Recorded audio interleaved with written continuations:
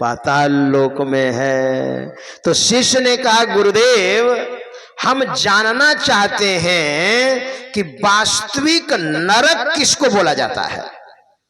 तो भगवान शंकर ने कहा बेटा नरक और कहीं नहीं है, आपका जो शरीर है ना यही नरक है। आप देखिए मैं नहीं कह रहा हूं, भगवान शंकर ने ऐसा कहा। स्वदेह को वास्ति घोरो नरकः, वास्तविक में नरक किसको कहते हैं। तो भगवान शंकर कहते हैं स्वदेह। तब फिर प्रश्न कीजिएगा कैसे नरक है, तब शरीर नरक कैसे है, जबकि भगवान श्री राम ने कहा है बड़े भाग मनुष्य तन पावा। यह मनुष्य का शरीर बड़े भाग्य से मिला है। रामायण में भगवान श्री राम स्वयं कह रहे हैं यह मनुष्य का शरीर जो है बड़े भाग्य से मिला है, और इतना बड़ा भाग्य है कि सुर दुर्लभ सब ग्रंथ ही गावा।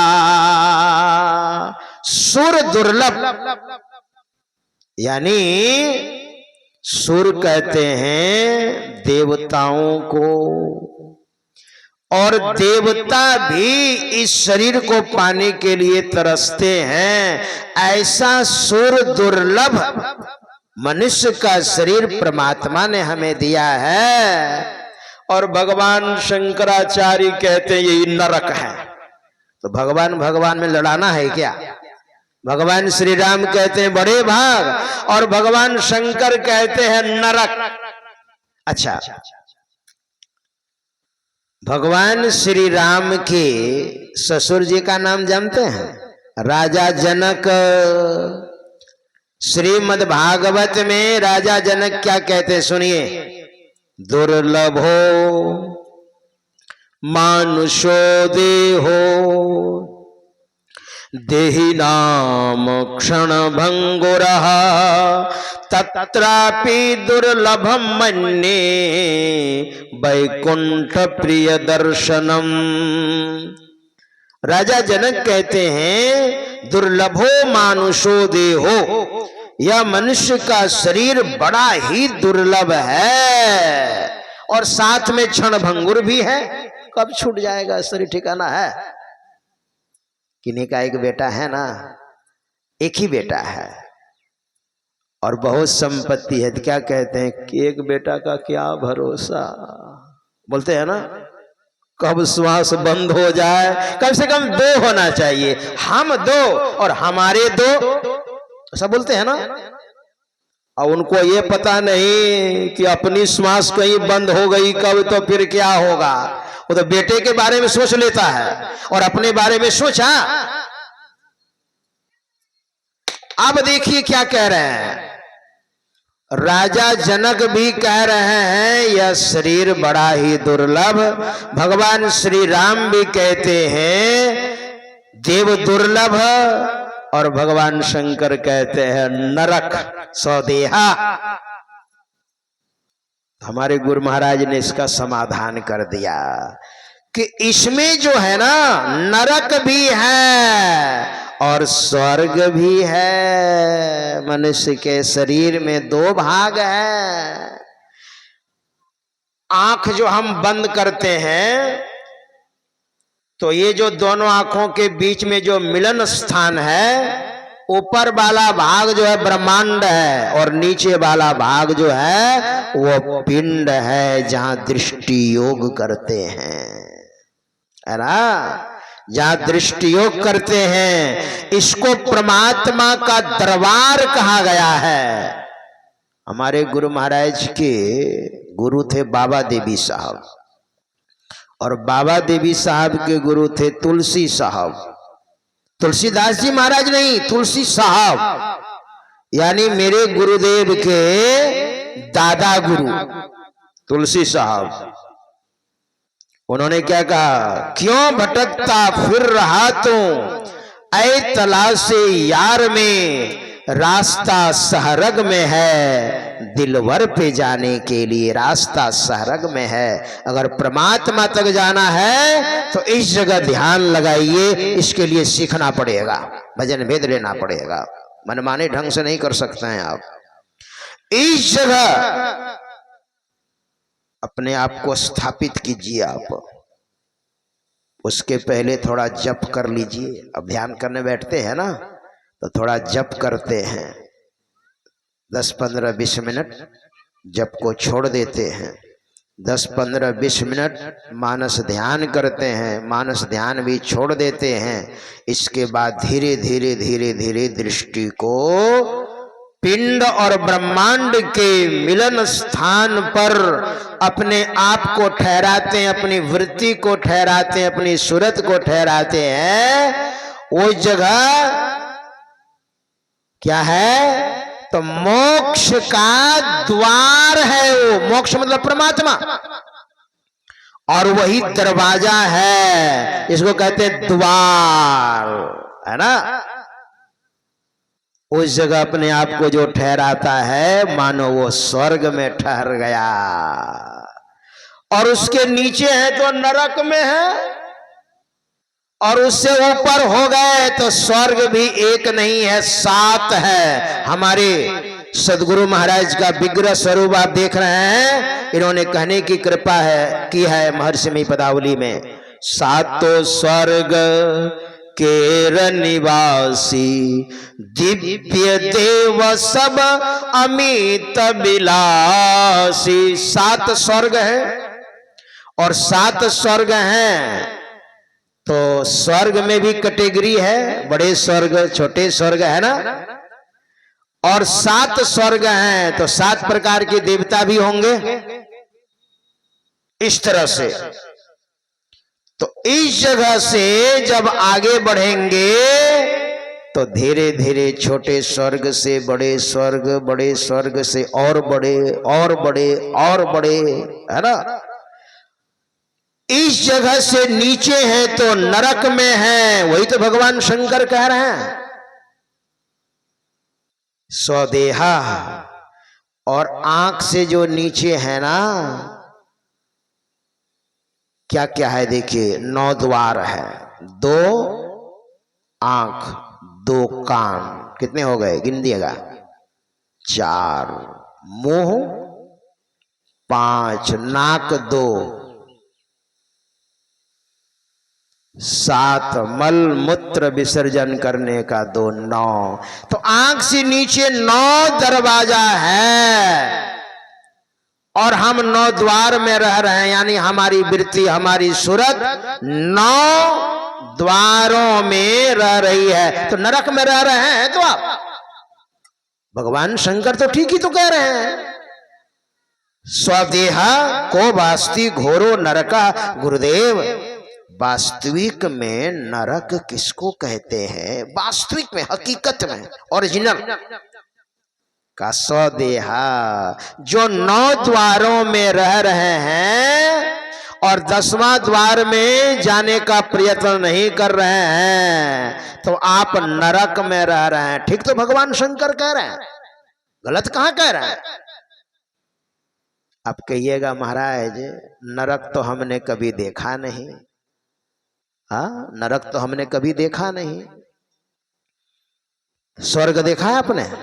कहिए महाराज स्वर्ग देखे होंगे लेकिन ख्याल नहीं हो रहा है। क्या कभी गए होंगे? और नरक भी गए होंगे, मरे तो बहुत बार हैं लेकिन ख्याल नहीं है। मर करके भूत भी बहुत बार बने हैं, उसका संस्कार लेकर के हैं। शरीर बदल गया लेकिन हम नहीं बदले, हमारी आत्मा वही है। तब ना भूत का नाम सुनते हैं तो डर जाते हैं। आपने भूत देखा कभी? भूत कैसा होता है? और कोई कह दे वो पेड़ से नीचे से गुजरते हैं ना, वहां भूत रहता है, अब डर गया। और रात में कभी उधर से गुजरे तो डर लगेगा, राम राम भूत है क्या, और पत्ता थोड़ा हिल गया तो भूत। भूत क्या, पत्ता हिलना भूत है? हा? और लंबा लंबा आदमी को देख लिया भोर को तो कहिएगा किचलिन है। सफेद कपड़ा में देख लिया, क्या किचलिन सफेद होती है? भूत सफेद होता है? आपने देखा नहीं है, लेकिन डर क्यों लगता है? क्योंकि बहुत बार मर मर करके भूत बने हैं, उसका संस्कार है। उसी तरह से आपने स्वर्ग भी देखा है, मैं आपको बताऊंगा। आपने नरक भी देखा है, लेकिन व्याख्या नहीं जानते हैं। स्वर्ग किसको बोलते हैं? खूब बढ़िया कमरा को सजा दिया महापुरुषों की तस्वीर से, है ना? कबीर, नानक, सूर, तुलसी, मीराबाई, जनाबाई, बहनाबाई, दयाबाई, सहजोबाई, सदगुरु महर्षि में ही परमहंस देव जी महाराज, पूज्यपाद संसेवी जी महाराज, पूज्यपाद साई स्वामी जी महाराज, पूज्यपाद संत शिशु बाबा, पूज्यपाद संत किंकर बाबा, पूज्यपाद भुजंगी बाबा, पूज्यपाद दल बहादुर बाबा, पूज्यपाद लच्छन बाबा, आदि आदि, और खूब बढ़िया से सजा दिया है। फूल पत्ती से भी, इतर फुलेल का छिड़काव कर दिया है। कमरा में घुसते कहिएगा आहा हा, लगता है स्वर्ग में आ गए हैं। बोलते हैं था ना, लगता है हम स्वर्ग में आ गए हैं। स्वर्ग किसको कहते हैं? खूब बढ़िया जगह को, मनोरम जगह को हम स्वर्ग बोलते हैं। और नरक किसको बोलते हैं? घर के बगल में पखाना कर दिया,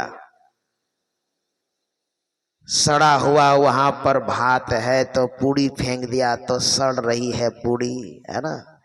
पखाना वगैरह, कोई जानवर मर गया तो फेंक दिया। नाक बंद करते हैं और बगल से गुजरते हैं, कहते हैं छी, एकदम नरक बना रखा है। बोलते हैं कि नहीं?